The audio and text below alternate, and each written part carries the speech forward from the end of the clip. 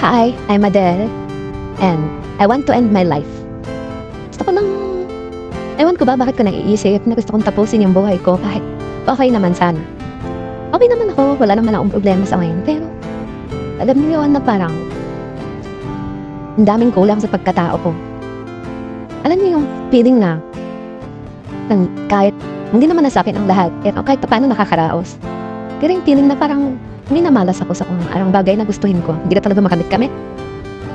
Ay, hindi ko alam kung may manonood sa inyo na mga kakilala ko o alam ko may mga kaibigan ako na kaunti dito. Pero I'm sure hindi nila maririnig ng ibang tao to. Wala lang, gusto ko lang i-vlog yung mga ganitong thoughts ko.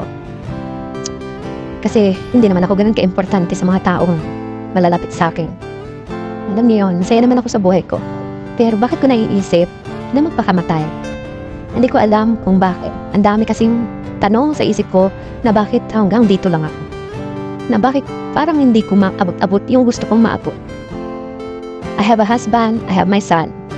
Alam niyo yung tipong gusto ko tumulong sa asawa ko pero hindi ko magawa-gawa. Katulad nito, meron akong YouTube channel pero hindi siya nag-grow. Hindi ko alam saan ako mag-start. Kaya yung mind ko ang gulo-gulo. Siguro postpartum depression ang tawag sa ganito. Pero lately talaga parang, alam niyo yun, I want to end my life. Okay naman kami ng asawa ko. Pero yung tipong, bakit ganoon? Bakit parang gusto kong bumitaw sa buhay na meron ako?